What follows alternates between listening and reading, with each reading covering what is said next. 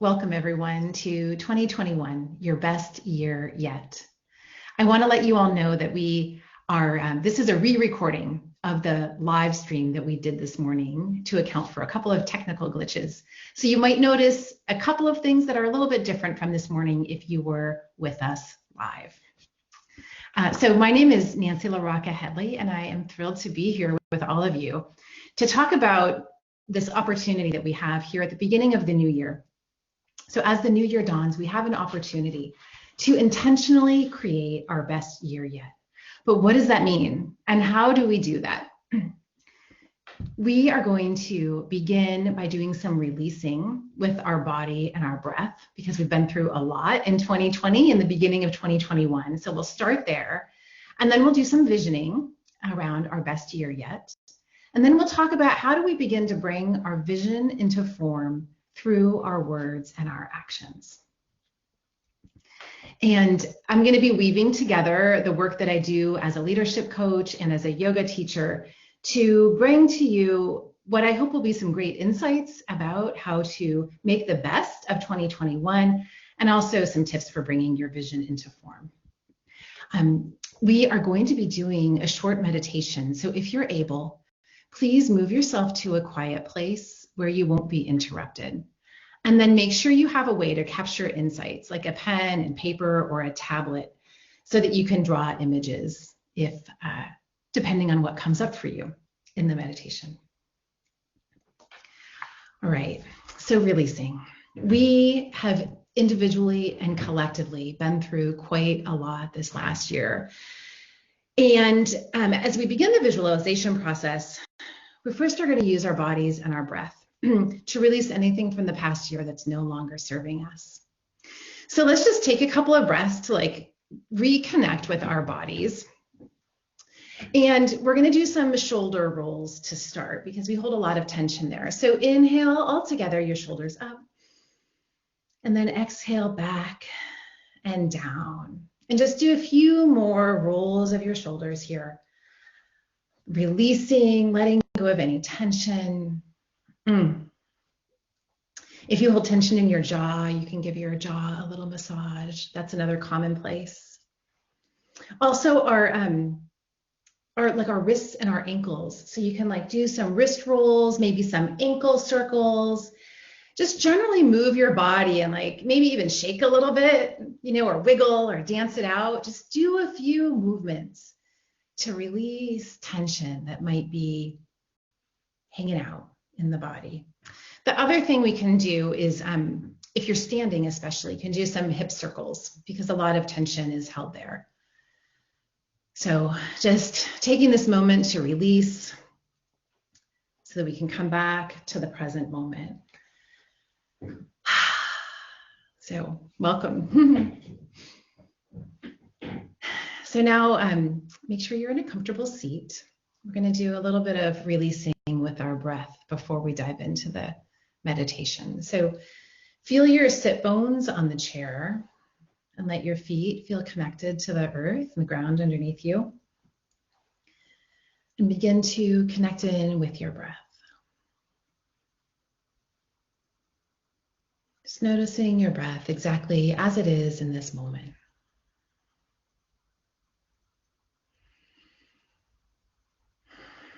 And now I'll invite you to inhale deeply and fully through the nose, and then exhale through the mouth, like this.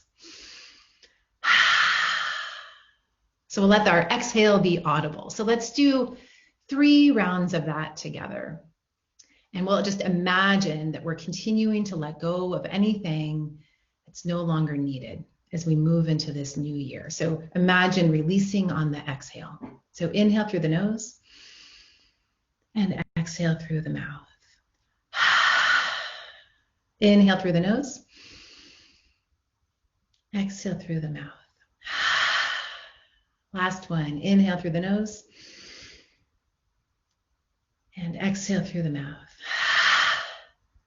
All right. So now we'll begin the process of visioning. So make sure you're in a comfortable seated position. On your next inhale, lengthen your spine. And then let your shoulders come toward the top of your head. Then exhale your shoulders back. Bring your shoulder blades together on your back. Sides of the throat back. And breathe here with this long spine. And I'll invite you to place the backs of your hands on your palms. The backs of your hands on your thighs so that your palms are up. This is a gesture of receptivity. So we're beginning to open ourselves to what wants to come through us as we begin to vision our best year yet. You can close your eyes if you like, or take a soft gaze. And connect in with your breath. This time, breathing in and out through the nose. And just let your thoughts settle as you keep your focus on your breath.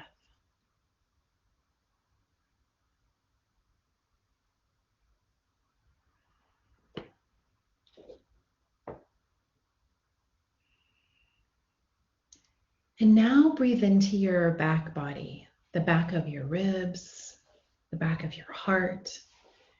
You can just expand on the inhale and soften on the exhale. So expand in the back body on the inhale and soften on the exhale. My yoga teacher, Daniela Cotreau, teaches that the back body is associated with receptivity and our connection to grace. So as we connect with this part of ourselves, you can begin to ask yourself, what is my heart's greatest desire? What is calling to my soul? What would make this year my best year yet?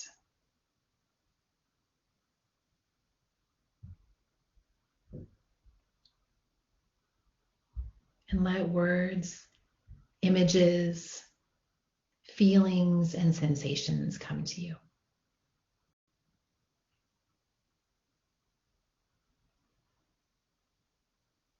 Just notice. If 2021 was your best year yet, what sensations would you experience? What feelings would you cultivate? What experiences would you like to have? And what words capture the essence of this best year yet?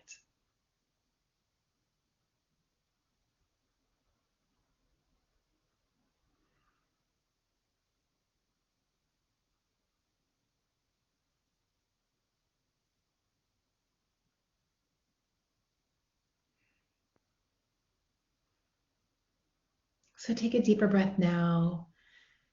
Reconnect with your body in this chair and open your eyes, returning to this present moment.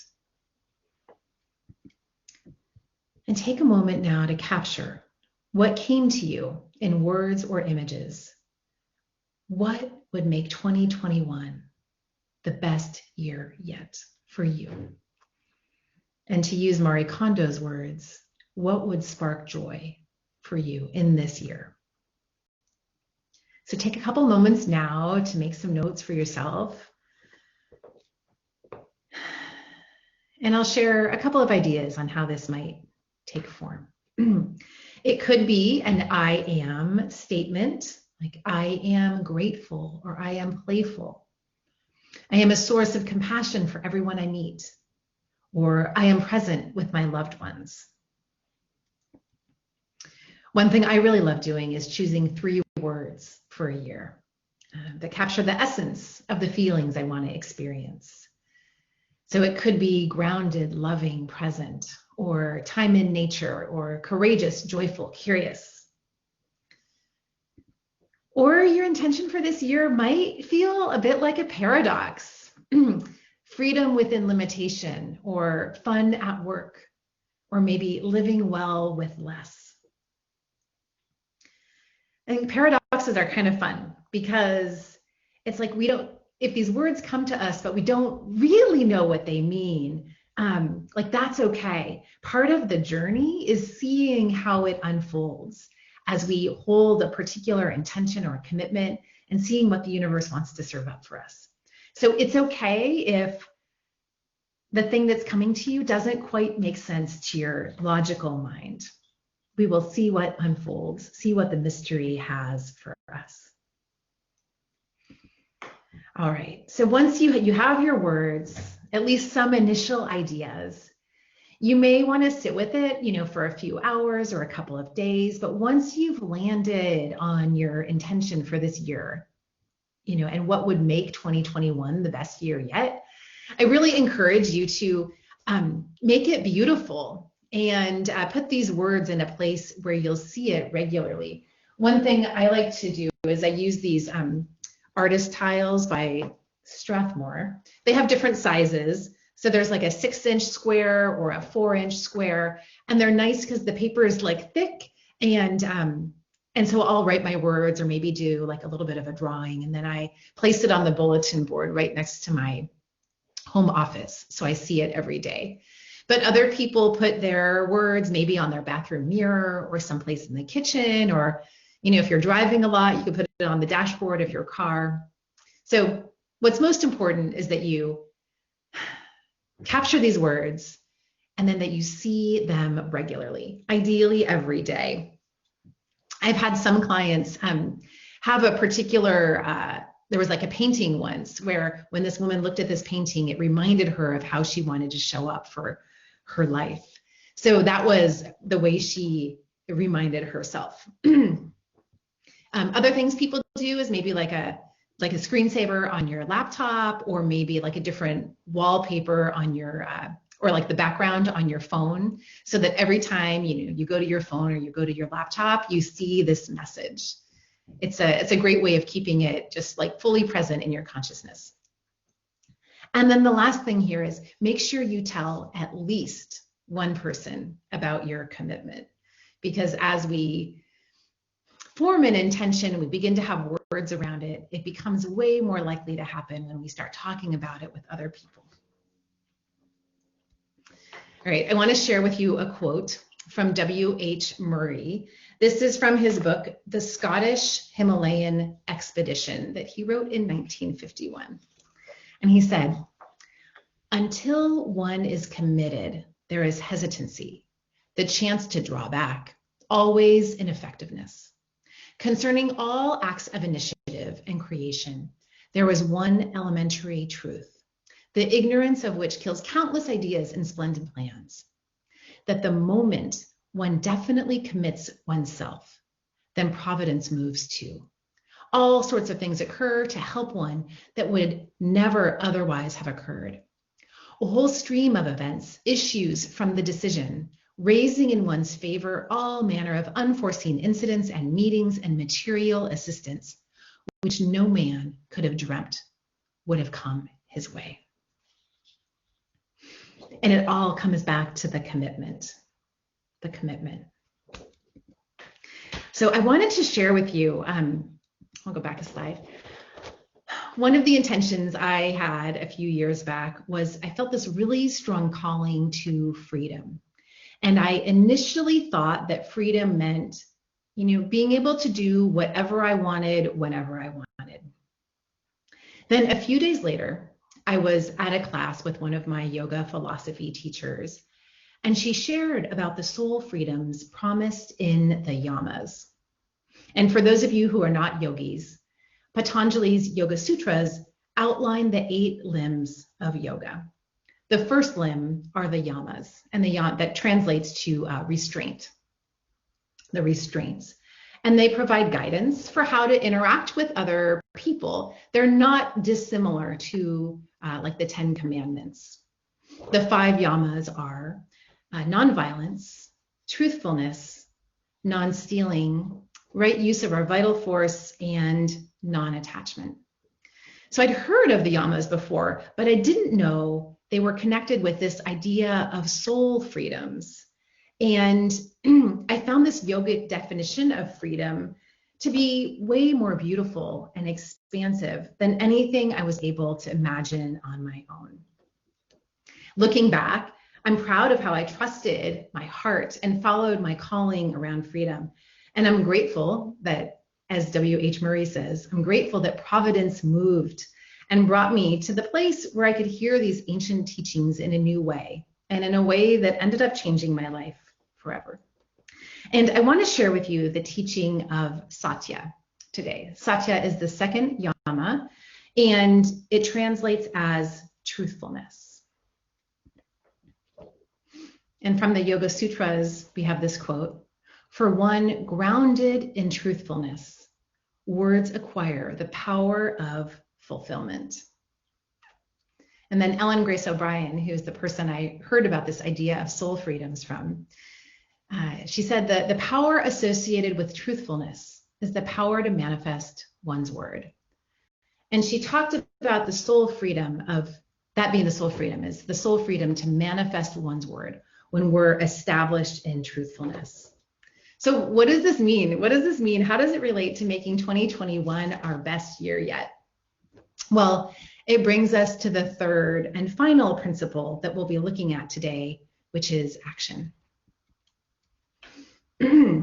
Taking your vision for 2021 into form, the thing we need to do to make that happen is about making and keeping promises. Making and keeping promises, small promises each day to yourself and others that reflect the intention that you're holding to make 2021 your best year yet. And making and keeping promises is a muscle that we develop, and doing this builds our capacity to trust ourselves. When we make and keep promises to say, be fully present with our family at dinner, or to save money each month so we can save up for a future vacation, or to meditate each day. As we do these things, as we make and keep these promises, we begin to believe in ourselves. We begin to believe that we can and will do what we say we're going to do. This also extends to our relationship with others. We become known as someone who keeps their word, someone who's trustworthy. And this is essential for relationships. Before we go farther, I just want to say that the practice of satya, truthfulness, it's not easy. It's a muscle that absolutely needs cultivating, because once we start paying attention, you'll notice all the places where you're not keeping your word. Whether you're late on a project and you haven't let your colleagues know about it, or you made a promise to yourself to exercise and then you didn't. Satya requires an ongoing commitment. But the promise from the Yoga Sutras is that when we are established in satya, or truthfulness, we gain the soul power to manifest our word. And doing this will help us bring 2021, into our lives, hopefully in a really beautiful way, in a way that it's your best year yet. And I also want to share this quote from Maria Nemeth. She founded the coaching school that I attended, the Academy for Coaching Excellence. And I love this quote: "The bridge between you and your goals and dreams are the promises that you keep." So that's essentially satya, truthfulness. And we're not going to be perfect at this. When we realize that we made a promise that we didn't keep, it's really important to be compassionate with ourselves. And then, acknowledge what happened and then recommit. We get to begin again and again and again, right? Every day, every month is a new opportunity to make 2021 our best year yet. And, if the transgression, the lack of promise keeping, if it involves another person, then it's important to clean that up. So maybe that's an apology, or, talking about what's happened, going to them, curious, open, acknowledging the part that you had maybe in causing the issue. The other hazard I notice in this phase is making commitments that are too big. And when we bite off more than we can chew, we're bound to fail. So as an example, if you've been sedentary for years and you decide you want to take up running and make a promise to yourself to run for an hour every day, it's it's likely that you'll either end up with an injury or you won't keep your promise to yourself. So small steps are still progress. And if you notice that you're consistently not keeping promises to yourself, it's possible that they're too big. So scope it down, make a smaller promise to yourself so that you can be successful. As we think about this, building muscles metaphor, we're going to start with the small weights and then we'll work our way up to heavier weights. Likewise with commitment. So we'll begin with small commitments to ourselves and to others. And then over time, we can take on bigger and bigger commitments. All right, so let us connect back in with our body and our breath and the yoga portion of this time, and bring your hands together at your heart center. And imagine that your dream for 2021, being your best year yet, is a precious seed that you're holding in your heart. Just imagine that you'll water it every day with your thoughts, with your words, and with your actions. And may this fulfillment, this peace, this joy flow out from each and every one of us and be a blessing and a benefit to all beings everywhere for all time. Thank you. I wanted to share a few offerings. I'll be back with Savvy Ladies in February, talking about overcoming obstacles on the path of making 2021 your best year yet. And then in March, we're going to be looking at gratitude and how gratitude is related to the experience of abundance. So I look forward to seeing you there. And I will be offering 30-minute laser coaching sessions later this month, January 25th to 27th. They're first come, first serve. So you can go ahead and book at this URL, and also Savvy Ladies will be sending out an email, with a video of this recording as well as all of these links. So you don't need to write them down immediately. All right. Actually, I'll say that this laser coaching is, if you have any questions about your vision or you're feeling kind of stuck, you can use this time to get some laser coaching from me on that to help you unblock or get clear on your vision and support you in taking those first initial steps on your journey. And to do that, we can tap into, my two great loves are coaching and yoga. And so we can draw from both of those fields to support you in having some practices so that you can really make 2021 your best year yet. And if you lead teams, I have a course on Udemy called Creating Team Vision, Mission, and Values. And I know a lot of teams are thinking about this as we kick off the new year. So if you need any support in that process, there's a special offer for Savvy Ladies right now between now and February 12th. And the URL is there, and we'll also be sharing it later. And finally, I would love to stay connected. So here is my LinkedIn profile and my website, and there's a way to connect with me that way if you're interested in coaching or team development or yoga, all of these things I love, and I would love to hear from you. So thank you again. It's been such a joy to share with you. And I think we have time for questions. So Maggie, what questions are coming through?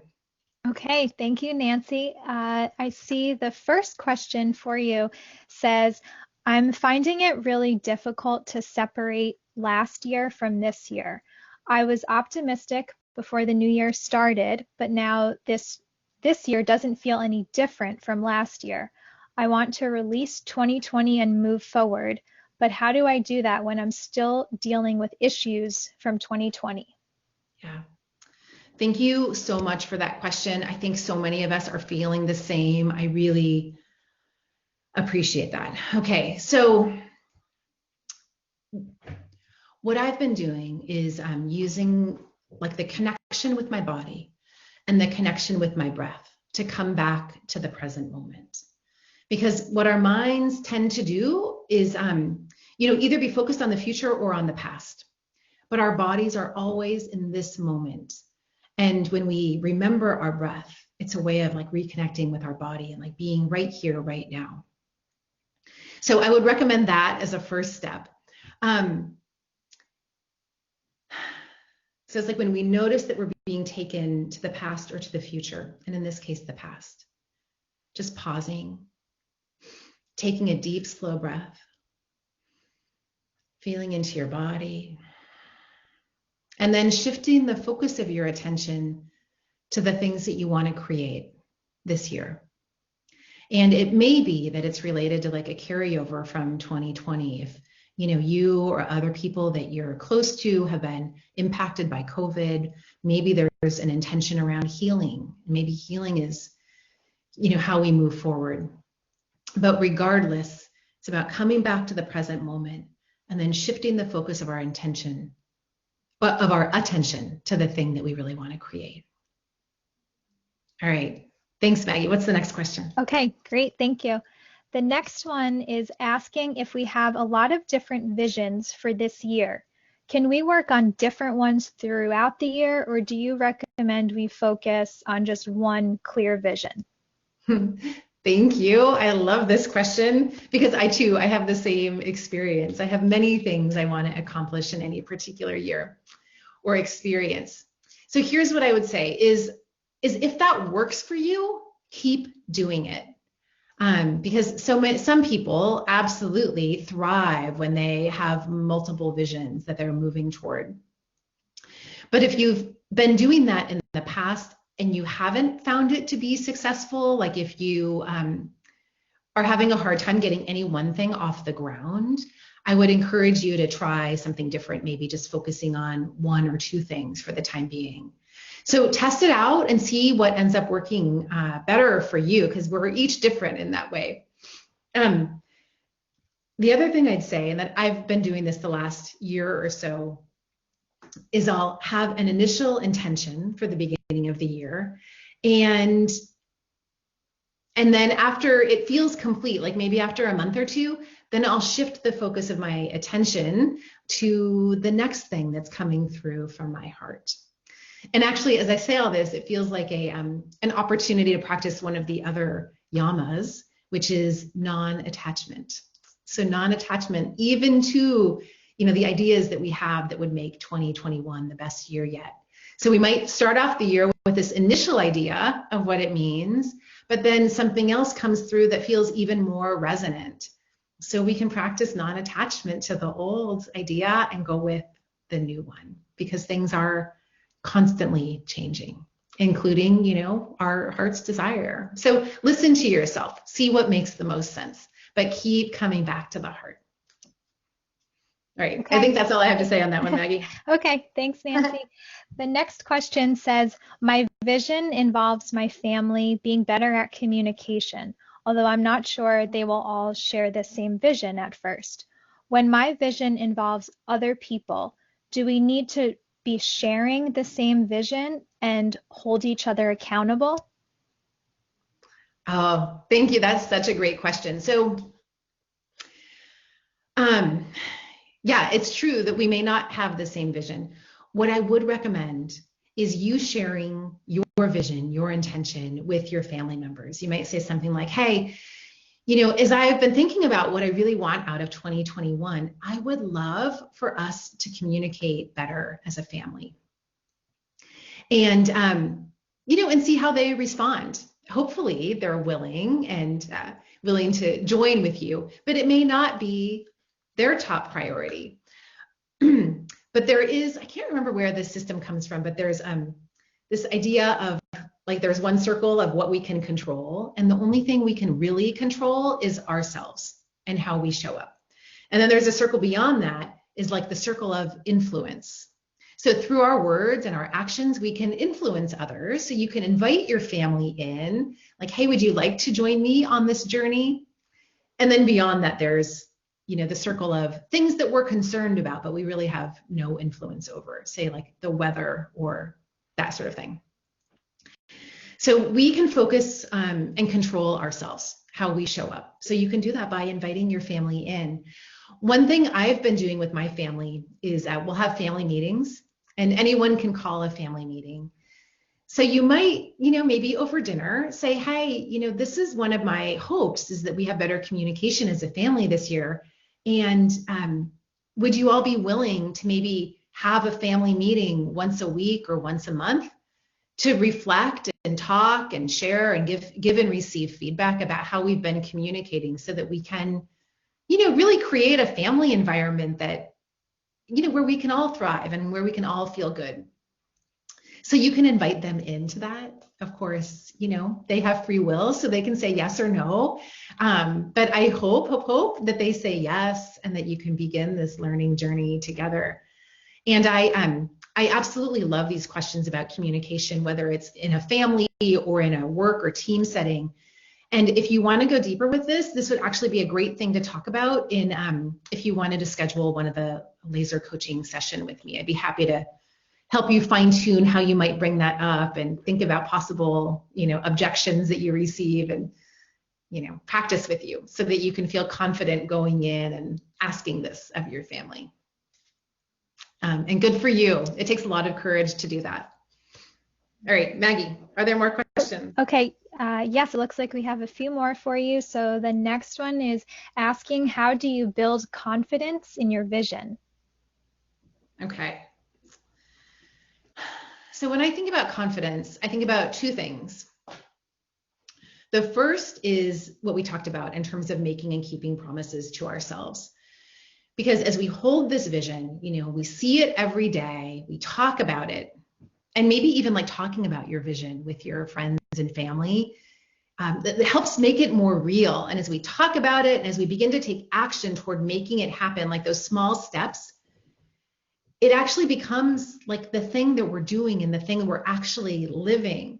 And when we're living the vision, it's like, it's not a thing out in the future. It becomes like it is in this moment. I am experiencing gratitude, groundedness, playfulness, like a beautiful communication with my family.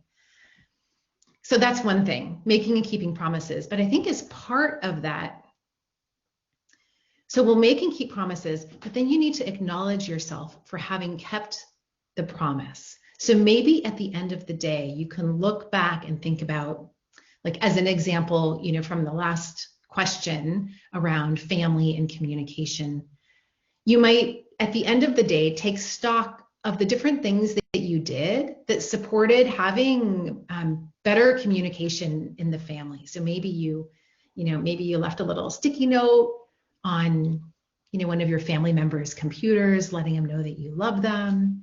Or maybe you brought up something that you've been frustrated about, say how nobody else is, emptying the dishwasher. And maybe you did that in a way that was, respectful and kind, but also honoring your boundaries. So be sure to give yourself credit, at the end of the day and acknowledge yourself for having taken action to bring your vision to life. The other piece is I notice an association between confidence and our physical strength and vitality. And this it came to me unexpectedly a number of years ago when I was doing, for the first time ever, like a 30 days of yoga, every day for 30 days. And it was like power yoga. And one of my clients was doing boxing and the other client was doing kickboxing. And all of us were in this place where our careers, in this case, they were beginning to take off. Like the visions that we had for how we wanted to impact our businesses and the world were really starting to happen. And I just became really curious about the connection between our physical strength and vitality and our ability to feel confident in bringing our vision into form. So I've seen like a little bit of research on this, but it's more like anecdotal just from my life experience and what I've seen in my clients. So you might just try that out. Like holding yourself, like even making your body bigger by doing what we were doing, like lengthening your spine, helps increase our sense of self-worth. Our side body is associated with self-worth, which is associated with confidence.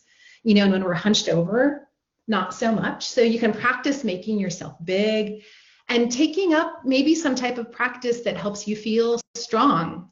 So maybe that's yoga or kickboxing or boxing or whatever it is for you. But you could try that out and see if that helps you feel more confident in your body. and in bringing your vision to life. All right. Hi. Any more, Great. Maggie? Yes, Nancy, the last question for you is asking when your vision can be a bit overwhelming or scary. What do you do, kind of taking those first baby steps to making Yeah. your vision possible? Yeah. Okay, so the first thing I'll say is that this happens all the time, because when we're listening to our heart and we're feeling the calling of our soul, and it's like, Nancy, do this thing for 2021, and you'll have your best year yet. There's another part of ourselves that's like, we call it monkey mind in coaching, or different coaching programs have different ways of talking about it. The term I use is monkey mind, which is a Buddhist term for the chatter of our minds as it swings back and forth, kind of like a monkey on a tree branch. So when monkey mind is active, it's going to bring up fear, uncertainty, and doubt. And it's going to tell you all the reasons why you shouldn't proceed, why you should stop, why it's not safe, and that you should just not go for it, that it's not worth it. And it's going to tell you whatever you need to hear to stop. So, a big part of the work is discerning the difference between our voice of wisdom and our monkey mind. And when we know that there is this doubt that's coming up, the thing I recommend is observing it. Notice when monkey mind is arising, and then shift. And actually, so observe, and then there's a pause. And Viktor Frankl has a great quote about this, which I would just recommend you look up because I'm not going to remember it perfectly here. But it's essentially about the space between stimulus and response. So monkey mind comes up, taking those steps about my vision, it's too scary. Notice that. Notice what's going on in your mind. And then we can use our breath to pause. Take that pause.